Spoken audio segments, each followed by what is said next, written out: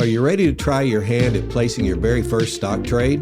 Then check out our free guide, 10 Steps to Choosing Your First Stock to Trade, the Ultimate Beginner's Guide. In this free download, you'll learn how to choose the right kinds of stocks and how to find them, know when to buy your stocks and when to sell them, and you'll learn how to take your very first steps to becoming a stock trader and much more.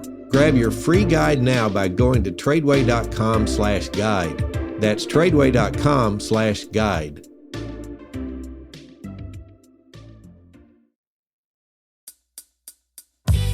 Hey guys, I'm David Mitchell, founder and CEO of TRADEway. What if God himself gave you a blueprint for how to handle your money?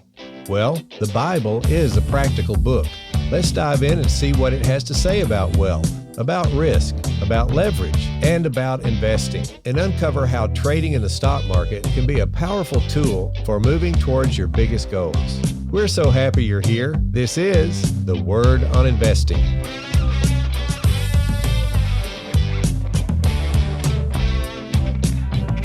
Hey guys, welcome back to the podcast. Today I want to talk to you about a topic that I'm pretty excited about. I think it could be a big help to you and your kids and your grandkids. And I'm going to ask the question, are you actualizing your family's potential? So let's think about that a minute. The first step I would take in trying to accomplish this is I would find out what God's Word says will make your family successful. I want to go to a passage in Psalm 128, verses 1 through 4. And I would say, if I'm going to summarize this, it's like reaching potential in the most important areas of your life, or you might say of your family's life. So the first verse says, "Blessed is everyone that feareth the Lord, that walketh in his ways.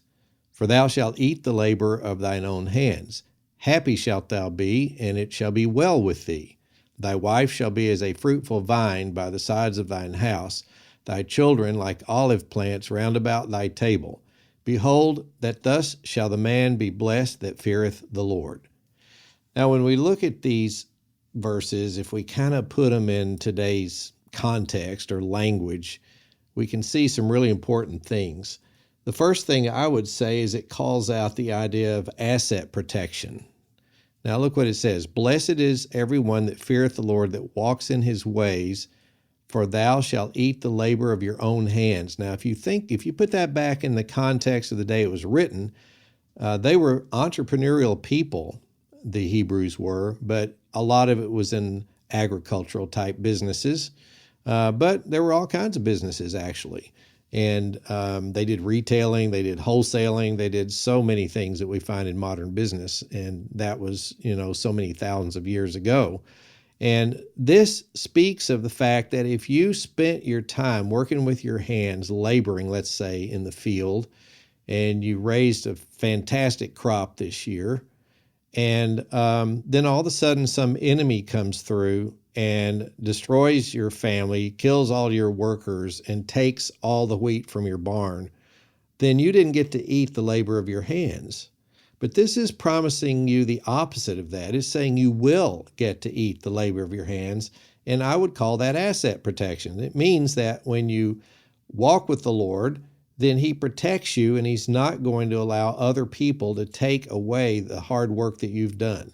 And that's really important in today's modern world, is we need asset protection. We have so many frivolous lawsuits, and we have so many ways the government can tax us. And yet, if we understand the laws properly, we can protect ourselves through entities sometimes. And so there are a lot of ways the world can take our money away, and we need to have the wisdom to know how to protect against it. But God will give us that wisdom. So that's the first step. Asset protection is a promise found in this passage. And it says God provides the asset protection. And so that's the source of it.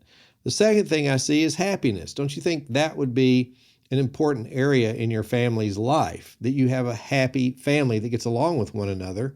So look what the scripture says in the second part of verse 2, "Happy shalt thou be." So there's the promise. God promises you will be happy. Now, I found a way to have joy and happiness in our family years ago. My wife and I decided that what we would do is we would tell our children when they were little, you can't fight. And secondly, you can't call each other stupid. You can't call each other any kind of name. And if you get caught doing that, you will receive correction. And we followed through on that. And guess what? They grew up, they're all grown now, and they love each other. They hang out with each other all the time. They'd probably rather be with each other than anybody else in the world because we raised them that way. But we got that wisdom from Scripture. The Bible says, be kind one to another, gentle-hearted, forgiving one another, etc. And we taught those principles to our children. You can do that too. But the promise here is that if you walk with the Lord and you fear the Lord, happy shalt thou be. That means your family will be a happy family, not the kind that fights all the time. So that's the second point, and I think that is one of the most important areas in our whole family life. And the third one, what about this? Success. It says, happy shalt thou be, and the third part of verse 2 says, it shall be well with thee. Now that's kind of an overall statement, but listen, if it's going well with your family, that means you're having some sort of financial success. Whatever business you're in is doing well. And you got food on the table, you got joy and happiness in the house, you've got asset protection, people aren't taking the money that you do make away, and things are going well. And that's the third promise. All right, so I would just call that a promise of success. The next promise that we see is found in the first part of verse 3. Your wife shall be as a fruitful vine by the sides of your house. Now, I want us to think about that for a moment, and it can go either way. It could be your husband, depends on who you are when you're reading the Scripture, right? But let's just say your spouse. The first thing is that when it says by the sides of your house, and you take that back to the Old Testament context, it simply means that your spouse will be with you by the sides of your house. You don't have to worry about them running around all over the place, hanging out with other people and doing things they shouldn't be doing with other people. In other words, your spouse will be faithful. Now tell me that's not an important thing to have in your family. And because if you're the husband or you're the wife, how much success do you think you can have in your family if you're having to battle that particular problem? Now, I know people have that problem, and God can take us through that, and we can end up with a happy marriage, even if it's a second marriage. But I'm just saying in general, this is a promise that a family that fears the Lord and walks with Him in the marriage, they have a promise of a happy, faithful marriage.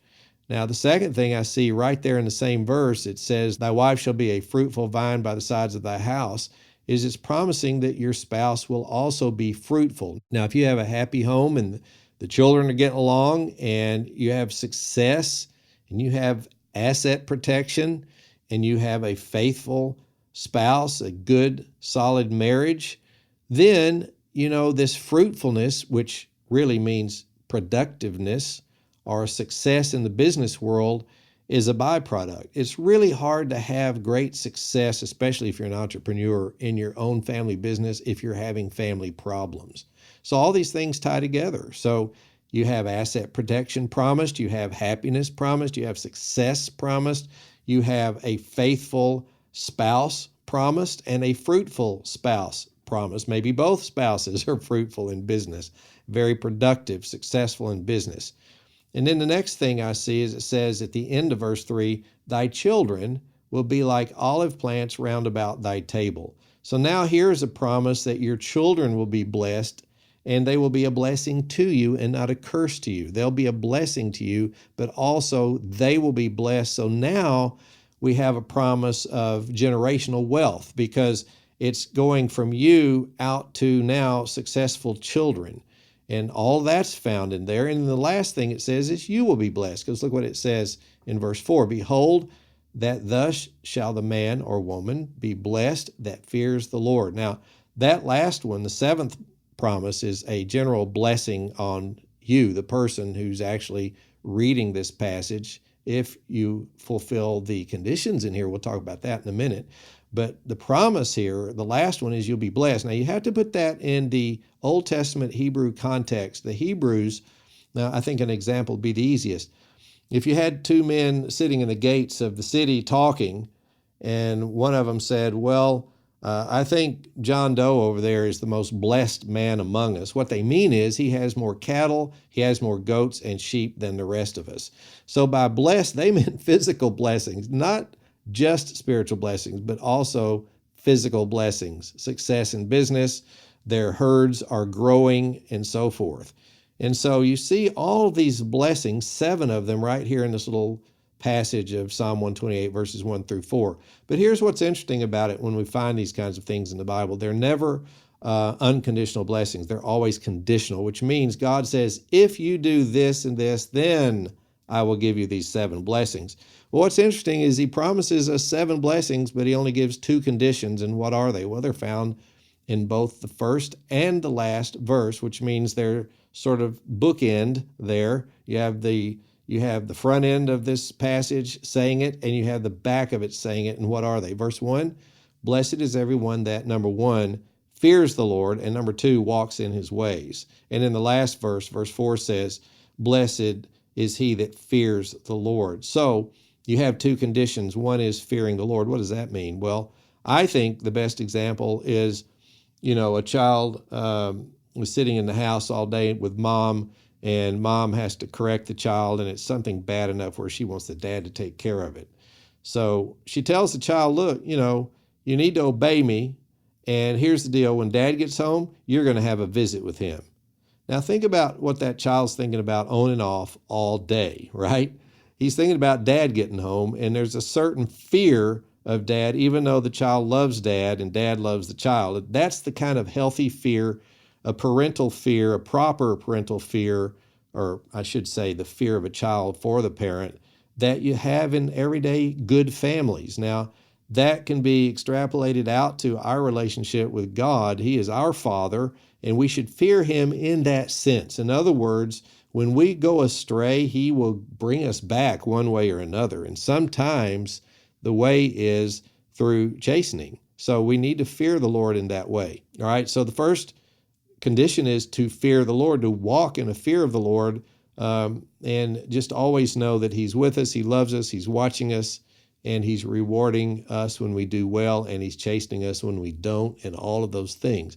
The secondly is to walk in his ways. Now, if you think about what all that entails, it would first entail reading the Word, because that's God speaking to us. So you have to be reading the Word of God.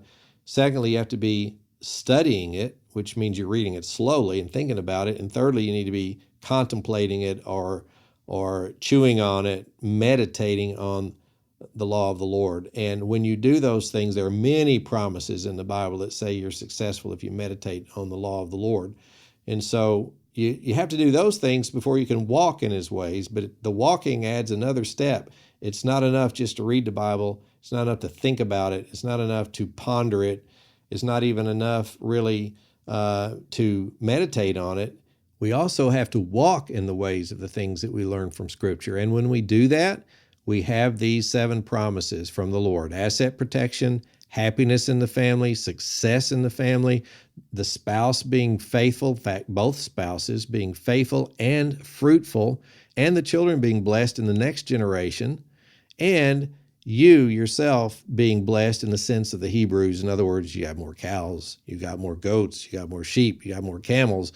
Your business is doing well because God is blessing you. So those are the promises we find, and only 2 conditions: fear the Lord and walk in his ways. And so now I want you to know this. When you go out to TRADEway.com, we're talking about how to build a family business based on stock trading and investing, and how to pass those skill sets down to your children and your grandchildren and have the potential for generational wealth. But it's not all just about stock trading. There's a lot of scripture found in all of our studies throughout the whole system, because we realize that all of the great principles of business that exist in any of the business schools in the world came from Scripture. If they work, the principle is found in Scripture. So where we find those in Scripture, we tell you about them in the midst of our trainings. So you'll see that through and through. Please go out to TRADEway.com, find any of our programs that'll fit your time schedule the best, and get started. You won't regret it. Well, guys, I hope you enjoyed this show, and if you did, please rate and review it so other folks of like mind can find it. Maybe we'll be a help to them too. And I hope you have a great day, and I can't wait to see you again on the next podcast.